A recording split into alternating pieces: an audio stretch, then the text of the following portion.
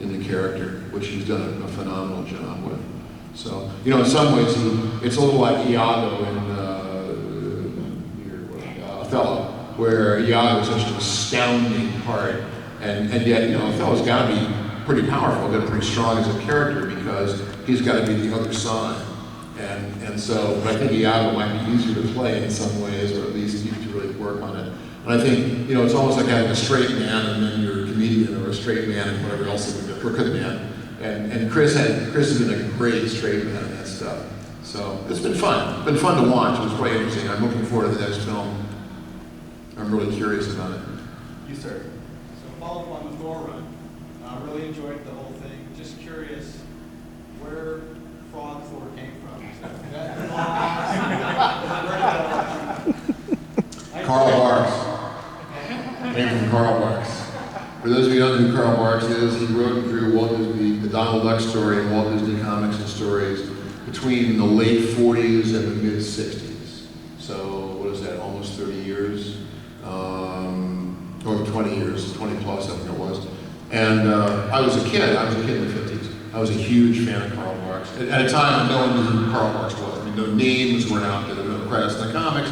But even as a kid, you could look at the comics and look at the way the ducks were drawn and know if you were looking at the art of what used to be called the Good Duck Man. He invented Uncle Scrooge, he invented Gladstone Gander, Gyro Gearloose, didn't invent Donald or the Nephews, but he really told beautiful stories. And his stories, I mean, I can read them now with as much enjoyment as I read them when I was a child, and for somewhat different reasons, but they were great stories. The Donald Duck stories were mostly domestic dramas of one sort. Donald was at a new job every month, and he always screwed it up. That was kind of what went on mostly. Uncle Scrooge was really his epic adventure story. Uncle Scrooge went searching for the Flying Dutchman, or the lost cities of Cibola, or whatever it was. The Inca's gold, the Inca Emperor's gold mines. And they were all around the world. They were in different, you know, in the Andes and Australia. They were great. And I loved all that stuff. And so when I was writing Thor and drawing it, I write notes to myself. I just type them up, or now I can on the computer, but I just keep a file of a possible story ideas. Some of them are very elaborate, some of them are very simple. Most of them will never get done, but I like having more ideas than I can possibly do, because you never know when you're going to run dry. And I had a note in one of my files that said, tip of that to Carl Barks, just as a story. It didn't have any end, so I reached a point in Thor one day where I went, ooh, I can do that here. And so, you know, my first thought, of course, was let's turn Thor into a duck. And I thought, well, you know, we've already got Howard the Duck. And of course, there's Donald Duck, there's ducks. And also, if you read, you know, fairy tales, classic fairy tales, handsome princes get turned into frogs. Most of them. Geese once in a while, but mostly it's frogs. And so I thought, well, okay, I'm good for frogs. You know, what the heck? And Weezie and I lived on the west side of Manhattan at that time, just off Central Park West, just off from Central Park. The reservoir, Central Park, was a little further north, but we knew about it. We knew we'd been there. And so I thought that'd be a good place to set a story up. Fit frogs. I have no idea if there are frogs in the Central Park Reservoir. I have no idea. Maybe. But there are rats in Central Park. And they put out poison for the rats every so often. You'll see signs on the edge of the park, don't let your dog eat anything here because we have rat poison. And so, I saw somebody yesterday at the table. And I had, you know, in college, I read a couple of plays of Aristophanes. I think the frogs, is that one of the excellent ones? The frogs, and there's, I think, the birds, maybe. Nothing to do with my story, but the idea of animal fables is not unknown to me, was not unknown to me. And so I thought, well, you know, I'll do the first two stories that I did with the frogs, the first two issues, were really urban mythology in the sense that, you know, I did the crocodile, the alligators, the sewers of New York, and all that stuff. It was also a parody of my own work. It was really a parody of epic fiction, because it was the rat-frog war, which was kind of the Aristophanes stuff. And it was really in a location that I knew with the reservoir, and the idea that rat poison was around, so the rats gathering the poison, they could dump it in the reservoir and kill all the frogs. And so, you know, and Thor is this big frog is the hero who rides in out of nowhere, and it's like Shane, you know, does his job and then gets back on the horse and rides out of town again. And that was so, there was a whole bunch of those tropes all strung together to make a story. And in all honesty, I never expected to hear from the Thor frog again. I mean, that was fun. It wasn't meant to be. I just did a story. I thought this third chapter where he becomes the giant frog and goes back to Asgard, I'm so thrilled with the plot in that one. I still think the plot was great when one of the guys, Hondo, tosses the hammer to Loki, and Loki goes, ah, and falls over, and you realize, oh no, he blew it. But I'm just thrilled the way that all kind of came out like clockwork like that. But that's where the idea came from originally, was to try and do a tip of the hat to Carl Barks. I don't know, I'm sure Carl never read it, so I don't have no idea how. I hope he'd been delighted with the idea, but I really have no idea. But that's where it came from. So you've mentioned how characters from Thor and from X Factor are going to make it into the movies. Does Marvel have any kind of creator compensation like DC sort of has?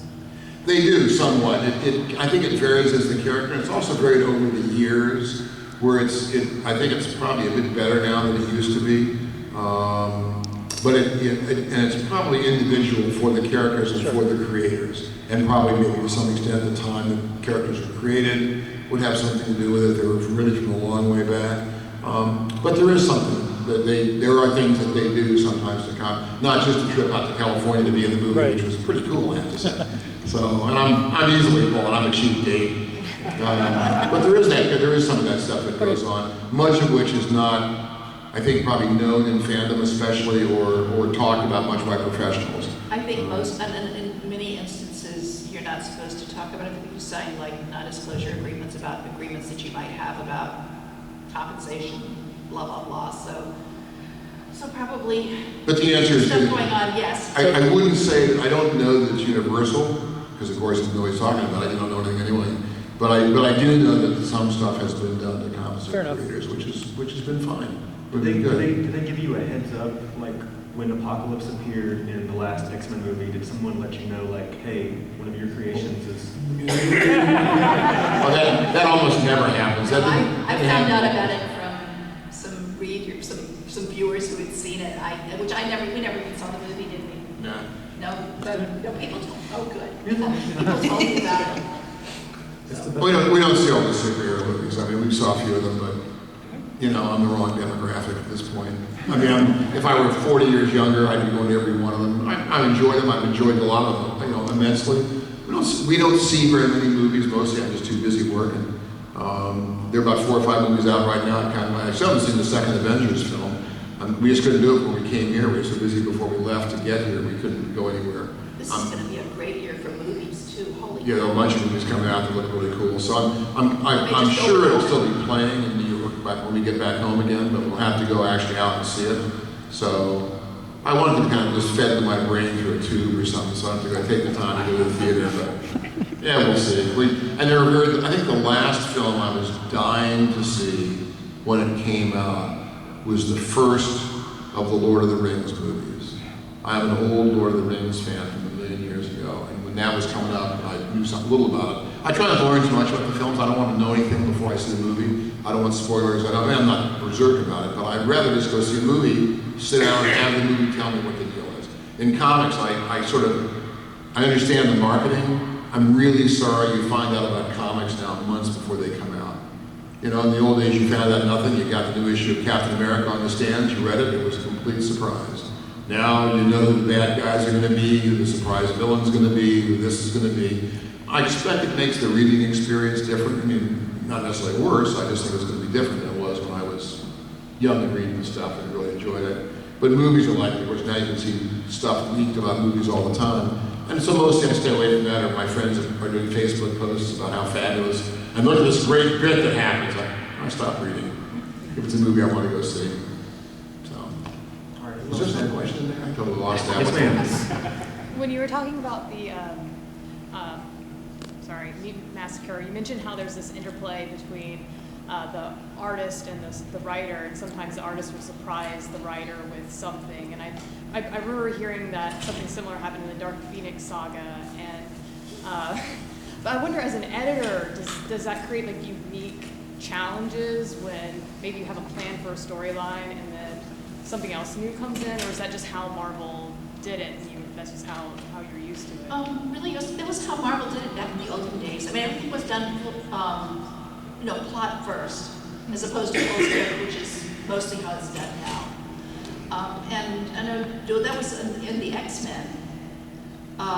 John and Chris spent a lot of time, John Byrne and Chris Claremont, who worked on the book at that time, spent a lot of time one-upping each other. It was before I had taken over the book, and what you're talking about happens.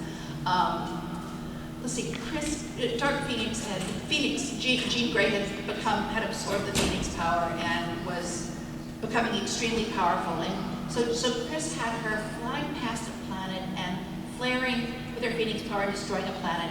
John, because he had to make it better, decided that there were people on the planet, the asparagus people, like from an earlier continuity. And because John knows all the continuity, Yes. he made it some, from some ancient Marvel So comic. they're all, John trusts all these people going, this is bright light flashes on them. Chris, to make it even clearer, said, and the asparagus people, more or less, the asparagus people screamed as they fried. So all right, so Phoenix has Billions now, of beings give up their souls. yes, to really, live Phoenix down. has now destroyed an entire planet, right? So she goes on, that takes her from being, oh, poor Phoenix taken over by this force that she's trying to fight off, to, supervillain in one, Being a mass in murderer, one small poop. So Chris would come in to me even before I had taken over the book, and he would tell me what he had done and show me pages because he loved the X-Men so much. And I was glad because I was going to be getting this book after the Phoenix saga was over. And I said, so he shows me the asparagus people screaming as they fry. And I said, Chris, you can't do that. That turns her from, poor Jean Grey into, oh my God, she's killed, she's a mass murderer. I said, oh, it's okay. Jim Salicrup, who was the editor of the book at the time, has cleared it with Shooter. And I said, well, what do I know? I'm from Warren, I'm from this little black and white publisher. This was right when Weezie had been hired to come work at Marvel. That's right. So she had not been, she was given a book, and the books I that hadn't she even was, been given it yet. well, the first books that she was given several books in the line. That's right. And she was given the X-Men. So her first issue of the X-Men is the Jean Grey Dies issue. It's X-Men 137. Right. That's her first issue. And If you go back and look, it says edited by Jim Salicrup, Louise Jones. The reason it was my first issue was that, so the book gets printed and the make ready, which is, it's a It's the previous issue, not the but it's the previous, it's the issue that goes to Jim Shooter so he can read it after. And he would write, arg, this stinks all over it, and send it back to the editors so that they won't be bad next time. He called Jim Salicrup into his office and essentially fired him off of the X-Men because he said he didn't remember telling Salicrup, now whether or not he did or there was some kind of misunderstanding in which Shooter felt he had not approved the Phoenix frying the asparagus people. And so it Jim was... did not like Renee sauce. So. Right. So So it was pulled away from Salicrup anyway and handed to me, and then we had to deal with it.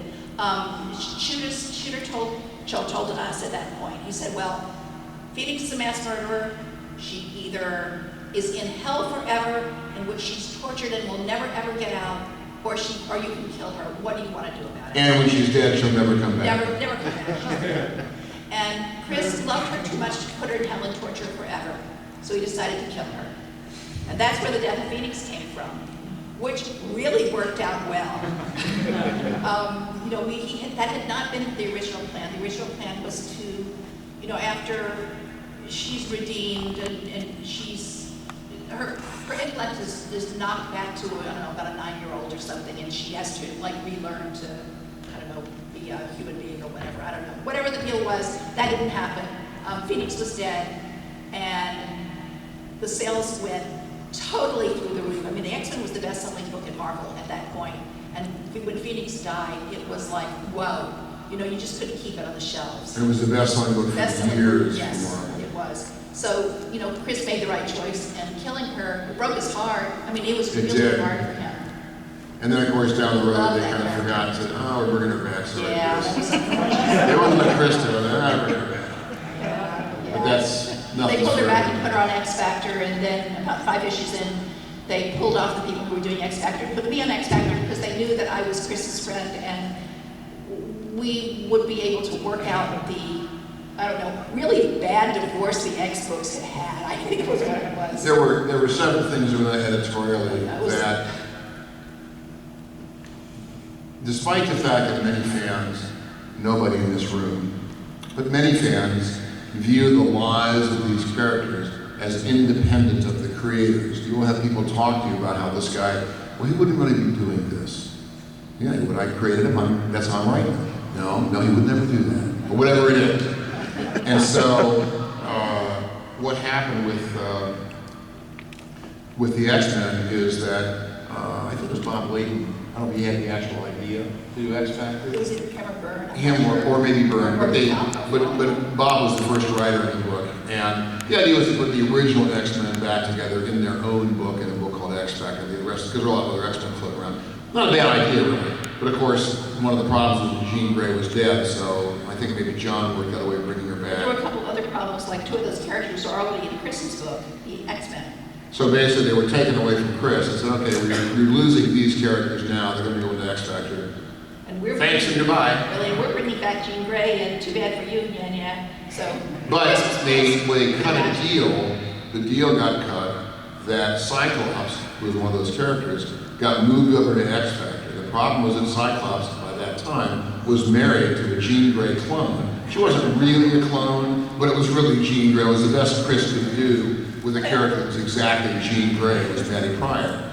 And so he was married to Maddie Pryor. They had a kid at that time. They had the kid. So what they did was they gave Chris custody of Maddie Pryor, the child, and they gave X Factor custody of Cyclops. It was a bad divorce. So Cyclops, who had been this really straight arrow character up to that point, suddenly became a guy who couldn't wait to dump his wife and kid and run off with this hot babe and come back from the dead. And I mean, fans went nuts. And Cyclops has been twisted ever since. They've never been able to sort that out entirely. But it's not because Cyclops is a bad guy. It's because the editorial decision was made to do this. And suddenly you had a book in which he couldn't, Chris didn't want anything to do with it at that point. So you couldn't have Cyclops talk to his ex-wife or his current wife. He couldn't see his kid. There were things that were editorially decided that you had to write as if it made sense. And I think one of the reasons for getting Weezie on the book was that she and Chris were good friends, and there was some hope that they'd be able to sort this stuff out. It took 2 years. That's what Inferno was about. Inferno was the build-up to trying to get to a point where you could resolve the Maddie, Psyche, Phoenix or Jean Grey triangle in some way. And trying to do it in a logical way that kind of worked out. They made it look as if it had been intended from the beginning, of course it hadn't. But occasionally when your characters act in very bizarre ways, it's not all the time, but often, it will occasionally be, other than some editorial decision rendered you won't know about, that will have made this a necessity because you've got nothing else to do. That has nothing to do with the character, so it may have something to do with finances, or a movie appearance or TV appearance, or it's weird. This stuff, that stuff creeps into the book. Real life creeps into the books from time to time, but you don't know it, essentially. So, anybody else? You, sir. No, well, I'll get back to you. What are we going to talk about the World of Warcraft books? Oh. Were you fans prior, and how did you find writing in that kind of world? What was that experience like? I knew about it. I didn't know anything about it really. I knew a little because my grandson at the time was a giant World of Warcraft player. He and his best friend played World of Warcraft 24/7. It's amazing they graduated from high school, honestly. But they played the game a lot. He became one of our technical advisors. At one time, we needed to cease. I got onto it a little bit. I play some video games, mostly on the Nintendo platform. I'm a giant Zelda fan. Although I ran out of gas, so I didn't want to keep buying a new platform and play one game every time. So I said, I think I'm done. So the last game I got was Twilight Princess, which I thought was great. My favorite game is probably Wind Waker, because I'm a giant cartoon fan. I think the writing in that one is probably the best of any of them, and the visual metaphors are probably the best of all the games. It's just spectacular. And you find out why Ganon is a bad guy in a way I think is just astounding. But that aside, so I have time, play a little Warcraft, and pretty quickly found there's a lot more work than I want to go to. I've got to carry a lot more crap. I've got to do a lot more stuff. Also, I'm an old guy. Also, you were asked to do it because Chris Metzen is a fan of yours. Yes, well, the reason we got the gig is that Chris Metzen, who is the Warcraft guy, turns out to be a giant Walt Simonson fan. He's really bad. We know him. He's a friend. We know him now. We didn't know him then. And there's a lot of stuff I think I did before that I believe has found its way to Warcraft in a variety of disguised ways. So you know, I got a call out of the blue from Scott Gimber at the time, I guess, at Wildstorm, and asked if I wanted to write the book, and we talked about it. Sword and sorcery stuff, sure, it sounds like fun. Initially, we were more or less told, well, I was more or less told I'd be able to kind of do the stories I wanted, you know, learn the world with your stories. Never, ever believe that when they say that on a licensed property. They No. sort of think they mean it, but they really, really don't. They're not trying to lie to you. No. And so what happened, I came up with an idea, and I mean, my basic idea at the bottom is that the character would wash ashore, he would have no memory of who he was, and then he would go through the game, and he would level up in the way, because I wanted to write a book that would also be for people who did not play Warcraft. So he would level up in the way that you would level up as a character in the game, so he would kind of follow the steps that you would follow as a novice, and gain strength, and gain power, and gain allies, and gain, you know, all the stuff that goes along with it. And a lot of time I propose is that, oh, you know, we've got this character we dumped in a previous storyline and disappeared for a while named Varian Wynn, wasn't it? Named King Varian Wynn, so we're going to make this guy that character. So your character on the beach is now King Varian Wynn, isn't it? And it turned out he'd been lost at sea in a boat going to one of the continents. There had been a brief bit in the game where if you opened a cellar door in the basement of some city, he was behind the door. But then when they had one of the expansions, but there was nothing going on, he just was there. They got a new expansion back, they got it so you couldn't open the door, or they did something to clean that out. So he was basically a loose end from earlier storylines that were never followed up in the game. So they decided they wanted, from my initial proposal, oh, this is going to be the story of this guy and what happened to him.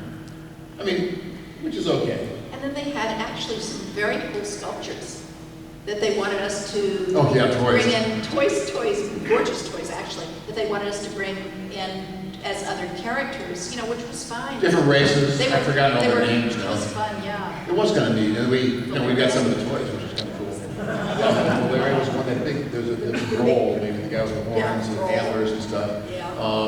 But it really was, and the thing is, I'm one of the nicest guys in the world. But I'm not the most patient guy in the world on some stuff. And really, I probably would have bailed on that book in about an issue and a half. Oh, 3 pages into it.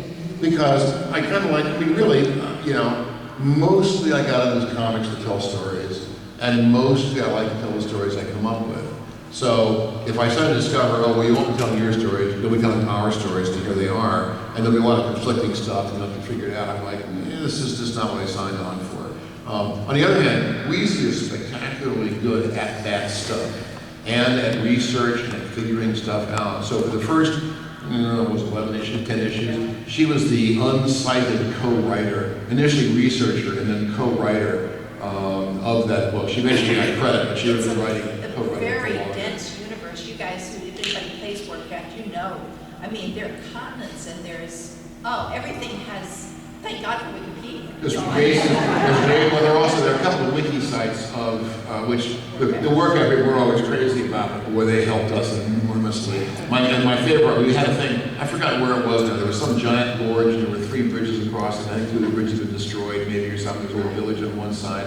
And so we got our grandson, who this time was like level 5,000 or whatever, the top level of work, it wasn't that, whatever it was.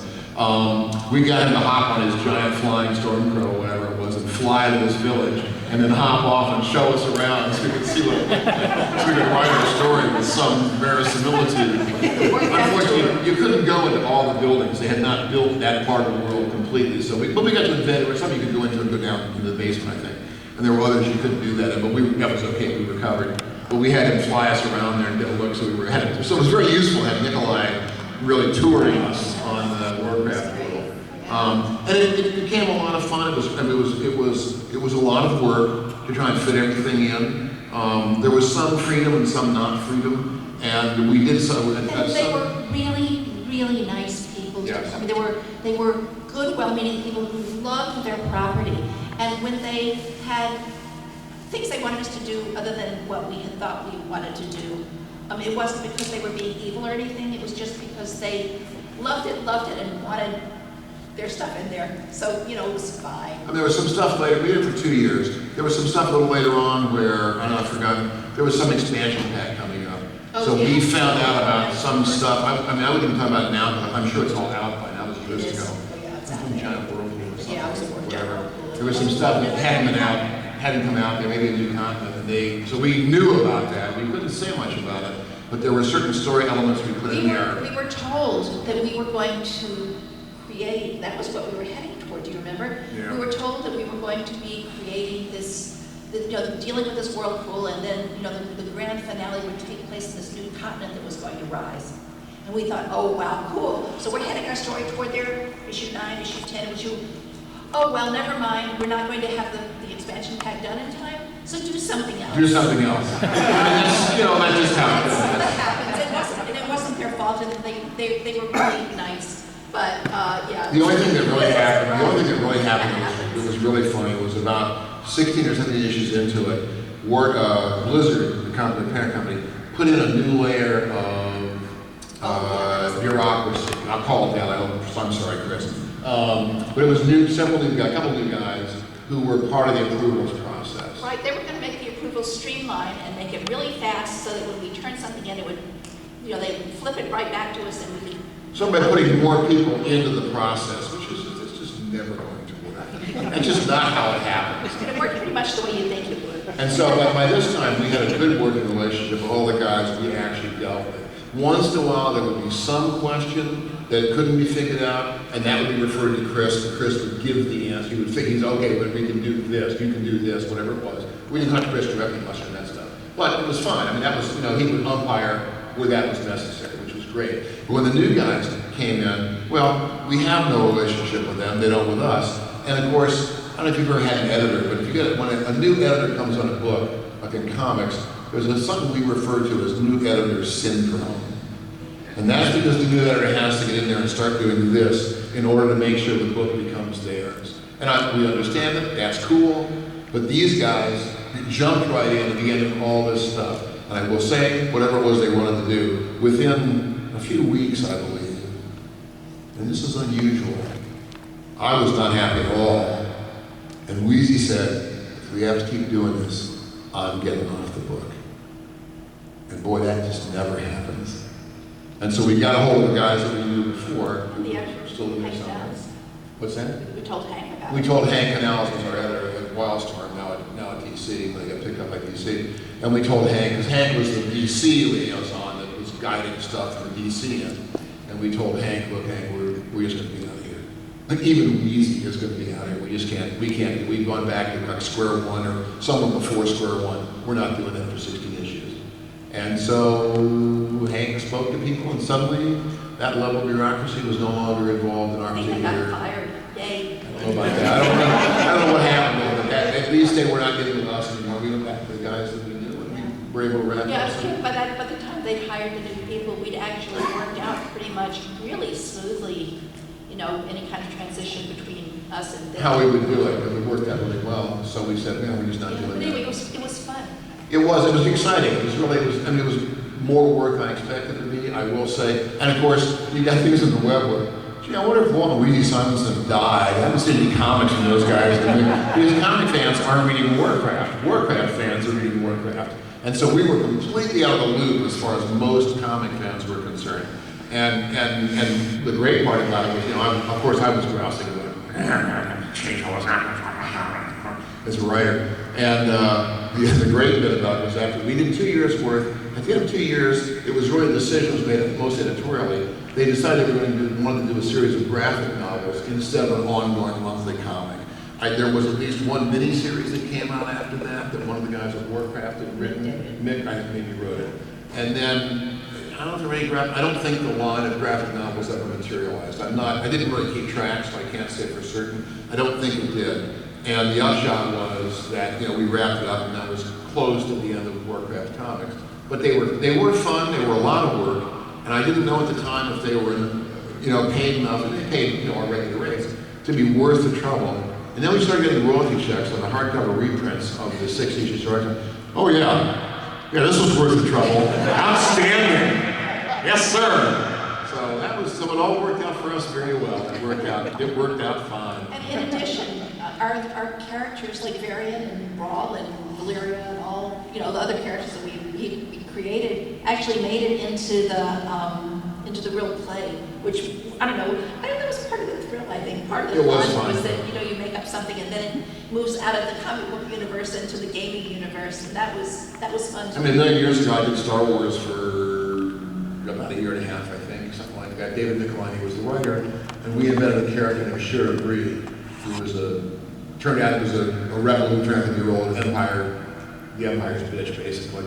And ultimately, somebody after us, maybe Joe Duffy, turned her into a kind of a Sith character of some kind. I don't know what happened to her after that. But I get the impression she has had a life outside of comics at this point. She has gone on to, whether it's novelizations or gameplay, whatever, I'm not sure, but I gather that, I've seen the compendium of Star Wars characters and stuff, and I can find her listed in there where some of the stuff we did wasn't, but it was kind of cool. It's just kind of cool to know that she has gone on to have a little of her own life. Almost like your cast of ancient letters that went on to live in a movie. That's right. The other cast of Beta Ray ancient Mills letters. that just did some cartoons. So. Beta Ray Bill made some cartoons. And that's kind of fun. I mean, and I will say, you don't get rich in that when you do what we do at our end of it on the work for hire end. But on the other hand, anybody's been doing this job since 1970 or thereabouts, when Jack went over to DC Comics. If you don't know what the game is by this time, you shouldn't be playing it. You should be playing some other game. So we've had a good time. Was there a question? Yeah, I mean, this gentleman, I flagged him. Yep, you're it. I flagged him earlier. We'll get back to you. Let me take that guy right there. Kind of speaking of editorial, when you have kind of something like a 10-part storyline or an issue that you have to read out of order, like that Fantastic Four issue, where you had to skip back and forth, was there sort of editorial pushback of this is kind of getting too weird or too long, or were your editors just sort of okay with that? No, back in those days, nobody said boo. I mean, really, I didn't have any problem with it. No, I just told the stories. I don't know if that would be the same now for those kind of stories. I really don't. I think I did issue Thor 140 or 340 something. Was a Balder story. Had Balder on the cover, and I don't think it occurred to me at the time. It was part of an ongoing storyline I was doing. I'm not sure Thor appears in the comic anywhere. I'm not sure Odin is in the comic. I'm not sure. I'd have to go back and look now, but I'm not sure Thor ever actually showed up. That might be harder to get away with now, but at the time, nobody said boo, and the same was true for the time fight, the Doom time fight with Reed Richards. I worked all that stuff out. I mean, the one thing that's in there that would not have been otherwise is that I'm not sure I was going to explain to people how to actually read it. I thought, comic book fans are snobs. They think they can do everything. Let them read the damn comic book. It's not brain surgery. They can figure it out. Weezie no, you can't do that.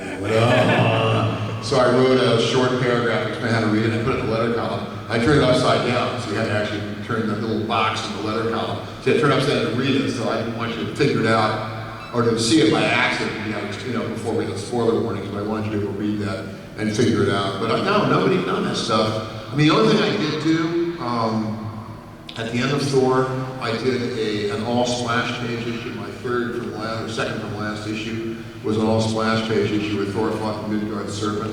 The serpent, I had to plan on in advance. I was coming into that storyline, that issue, and I didn't know how to do it because the Midgard serpent is so big he actually encircles the world out of the oceans in the Norse myths, which is really large. And I always give myself a problem as a writer where I seem to always be drawing giant things against really, really tiny things. And that's really the problem in comic books. You've got a panel that's that big in print. How do you show somebody who's really enormous and the guy that's the size of a small than an ant by comparison? So I thought about that issue for a long time. What am I going to do? And I thought, well, I can have part of the fight. Then I'll cut away for a couple of pages while there's some subplot going on. I'll cut back. Because that's going to make it feel like there's more fight than I'm really drawing. They're fighting well over here, and it will feel like a bigger story. And I just couldn't get a handle on doing it, drawing little figures and trying to work that out. And we were on the west side then. We had a restaurant we liked on 71st and Columbus, which is a Mexican restaurant called the Cantina. We used to eat at once a week for like 11 years. And we were literally walking out. It was summertime, so it was still light, 7 o'clock in the evening. And I can remember it's one of the very few times it's ever happened, if ever, except for that one. As we were walking out of the restaurant, and full bellies and feeling pretty good. I stepped over the threshold, and it was like a light bulb went off over my head. Bing! All splash page. Now, I didn't think of the idea first. John Byrne, he got an all splash page issue of the Hulk, which I think caused him to leave the book in the long run. I think the editor wasn't happy about it. I did come out eventually in Marvel Fanfare. I don't think it was out by the time I did my issue, but I had heard of the idea. So I don't make any claims to being the first guy to ever think of it. But I thought of it right then, whoa, an all splash page issue. And so I was so we actually had to walk around several blocks before we went home, so I could kind of keep thinking about how I wanted to do this and how that would work out. And in the end, it worked out pretty well. But that one I was a little concerned about, whether I'd be allowed to do it or not. By that time, Marvel Editorial was kind of closing in a little bit on some stuff. Hey, Shooter had already told John Byrne he couldn't do his all splash page. Well, Danny wasn't happy about It wasn't, it was. but I think they weren't going to run it, which I think is maybe the reason John got off the book. I'm not sure of that. In any case, I just thought, well, this has caused trouble before an all splash page issue. So I went into Jim's office one night. I was popped out of the office one day. I was popped into his office. Hey, Jim, I've got this great idea for the Midgard Serpent. A giant creature fights Thor, an all splash page issue. And Jim said, hey, great idea. Okay, I'm doing it. So whether Jim just didn't want to say no at the time, or whether he really, I have no idea. But basically, I got it cleared at that level, and so I went ahead and did it. And the only thing I did do in order to slow people down is I wrote a lot of captions in kind of a faux Viking poetry, which is not a rhyme poem; it's a stressed kind of poetry structure. And I'm not making any claims for how good my poetry was, but what I find is if I read poetry, I cannot read it with the speed I read prose. I have to read it slower. I almost have to read it out loud. And so I figure all these giant splash pages, if you've got to stop and read a quatrain every time you turn the page, you're not going to go if you're really reading the comic. I can't make you read the comic, but I hope to keep it interesting enough.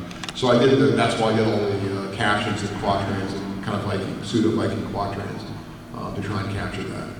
But mostly, no, I don't know if you ever did or not. Ever had stuff back then you had to go clear, or an editor say you was worried about whether you did this or not, or doing like all splash pages. I mean, that one time I did it, but like the Doom Time fight, I didn't, I just did them. I just did straight comics. I didn't do that clever, innovative stuff. So. Well, I will say something. It helps to be an artist. Yes, it helped to be the artist of the book I was writing. That really, because I could think about that stuff and try and work it out in some way that was appropriate, and whether the actual. I mean, inspired by guys like Steranko. Jim had the old Agent of S.H.I.E.L.D. stuff, Nick Fury stuff he did. There's a page where Nick is infiltrating a bad guy headquarters or something. I've forgotten exactly. And there's one page where he has to go through a maze. And what Jim did was he had the maze, each panel was connected by a little tiny maze. It didn't go just with little, like a quarter, it would go like that, little blocks, and you have to kind of go through it. I mean, you didn't really go through it literally, but you could see it would work. And then the next panel would be turned sideways. And then you go through the next one, and you have to turn it upside down, the next one sideways. And so he really used the kinesthetic motion of the reader to emphasize the reading experience of Nick in this maze. So that I thought that was just really clever. I was really smart. So, there's all that stuff's out there somewhere. And so I didn't do it the same way in a big, Midgard Serpent story, but I used the size of the panels. And then the last page, I actually got a couple extra pages. I got Jim to let me do 20, I think that may be 23 pages, or 24 even, which is really unusual. They got to drop letter columns and maybe even a bullet, which they're not happy about doing. But I was able to do it, and the last page is actually 4 panels. It's 4 horizontal panels that get slightly larger toward the bottom. You see Thor's armor line with nothing inside. And that's really because when I was a kid, I have no idea if this is true.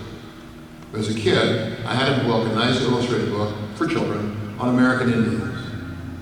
And one of the things that they talk about different tribes, the Sioux and Plains Indians and the Southwest Indians, about my brain went away. The guys who weave rugs, beautiful rug. The Navajo, I was going to Navajo, the Navajo Indians, and this is a little short. It's not a long book, but what they said about Navajo rug weavers, and I don't know if it's true, is that they would always weave an imperfection into the rug somewhere, because only the gods were allowed perfection. And even though you probably weren't going to weave a perfect rug, there was a possibility you might. And if you did, this would be an offense to the guys.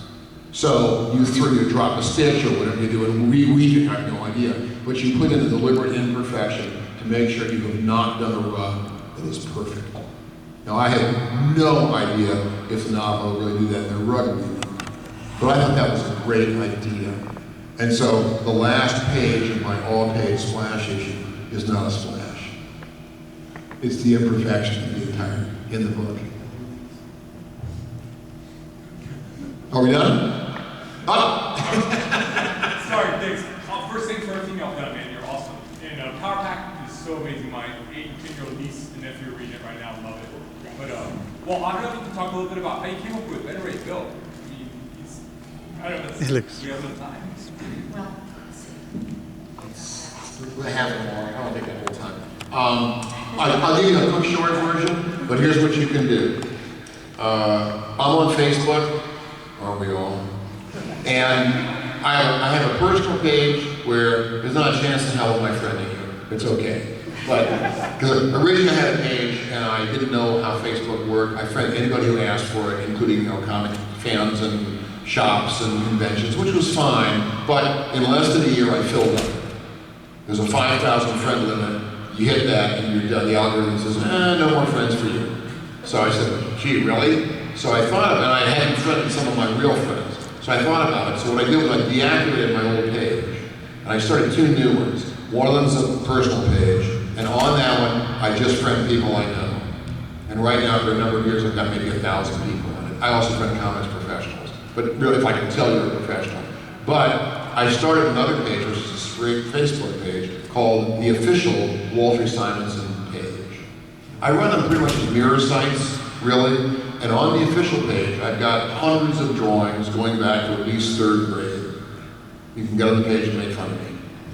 But there are also places you can write little essays if you want, or notes, or whatever you want to do. And I have written a handful of them, covering just random subjects of interest. And one of them is a somewhat detailed summary of how Beta Ray Bill came to be. So if you wrote the whole story, if you're on Facebook, go find it, and because it's a Facebook page, all you have to do is like it, and then you can see everything. It's not, I don't have to approve you, it's not a closed page. It'll be very nice. I interact with it all the time, so if you have any questions, I answer them there, usually in short form. The short version of Bill is that I wanted to do, well, when I took over Thor in '83, I was given the book to do. Mark Rudolph was my editor, and he said, I don't care what you do. If the book isn't selling very well, do whatever you want. He gave me a sheet of ideas, which I don't have anymore. I lost it, which I really like. It would kill to find that sheet again. But basically, with all kinds of stuff, including giving somebody else the hammer, like killing Thor, and have somebody else find the hammer, doing the origin all over again. But he said, you don't have to do it. I just want you to know anything goes. So this is maybe answers your question slightly. It was like, okay. I mean, it really is the only time I've had carte blanche on a book, where he said anything you want to do is okay. It wasn't even true of the Fantastic Four. And they got one of the best things I ever did out of that, so maybe they should give me carte blanche more often, but that's not how that works either. So I thought about it, and I thought, well, I would like to tell a story no one's done before in the book. By that time, the book around 20 years. How many such stories can there be? The answer is not many. But I thought, wow, the hammer, the description of the hammer, no one's ever lifted the hammer but Thor and Odin. And once Loki and Stan and Jack forgot about what they were doing in one of the earlier issues, like, well, we got some extra Northern Queen Jews, so I can take the hammer up. No, you can't. So I just think, no, I didn't go back and explain why it was wrong. I just never went back to it. But I'm aware of it. Nobody else is, so it doesn't really matter. But I thought, so what I wanted, and my starting point is, nobody in the Marvel Universe currently can pick up the hammer. And the reason I said that, or thought that, is because no one had. Nobody had gone and, Cap hadn't picked up the hammer. Nobody picked up the hammer. So I said, okay, nobody can keep all their hand. Nobody can. They're not worthy. Whatever worthy means, they're not worthy. I got to create a character. I'm going to create a character from the ground up who is worthy to pick up the hammer. So I worked it out. I worked Bill out from that idea. The only thing I'll add is that as a writer in comics, as it is elsewhere, you'd like to mislead your readers. You want your readers to read the stuff, but you don't want them to write where you're going all the time, because what fun is that? It's not why you read stuff. So in comics, back then, there weren't the kind of trade paperbacks and endless reprints and comicsology and access to lots of old material the way there is now. Comics were a monthly format. You could buy back issues, but it was trouble. You had to go back, you had to go find them. And a book came out, it was gone a month later. So a lot of the work that you did in the comic book was short form. It was this month, it was 22 pages. Consequently, I said, well, I'm going to do a story about a guy picks up Thor's hammer. Everyone's going to know he's worthy. But when I'm done, they're not going to think fast. Because really, the heart overrules the head when you're reading. Your gut is what gets you in the story, not your intellectual capacity. I mean, some people that's true of, not me, but I want the gut to rule. So I made Bill a monster.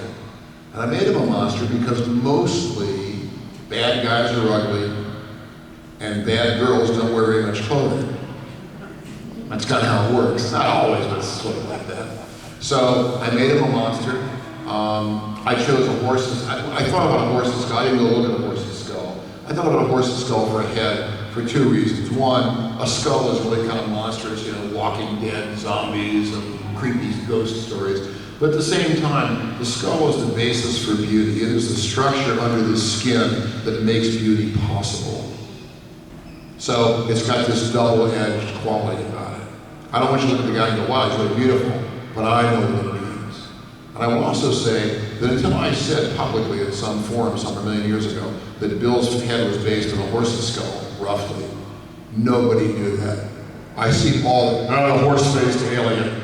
Oh, buzz off, pal. You didn't know that till I told you. I mean, it's true, but then the guy said, oh, I knew that at the beginning. Oh, right. Bite me. So, this is why I will never tell anybody again where I get my ideas from, because I don't want to have to hear about it for the rest of my life. But that's why Bill has that gap behind his teeth, that weird jaw section, because the horses have all these front teeth, and then they have a gap between the bit. I guess the party started. So it has that gap where the bit goes. Maybe we wrap this up pretty shortly. And so I just did a rough work. I didn't try and work it out exactly, but I wanted that monstrous look.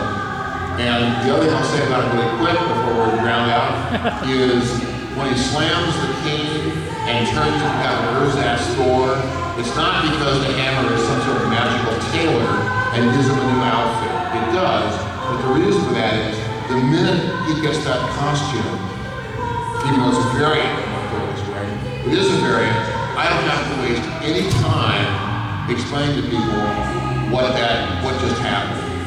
You see that, bam, you know he has Thor's powers.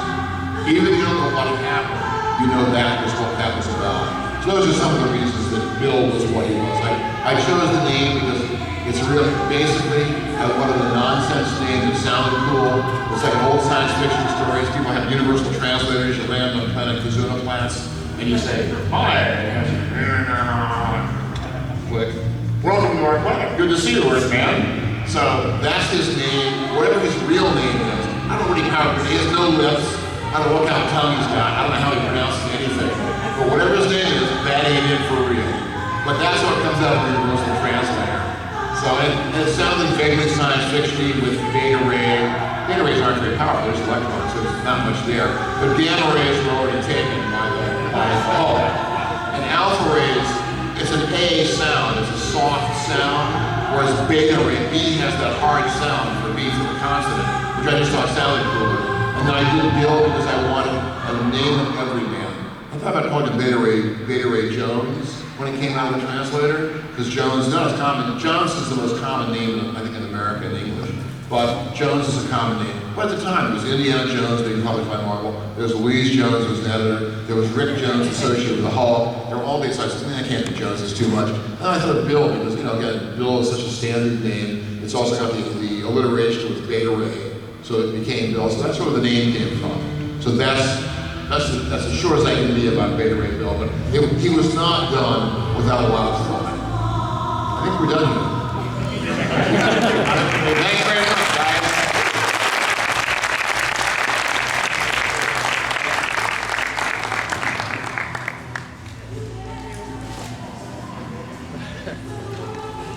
It sure did. It's part of that music Exactly.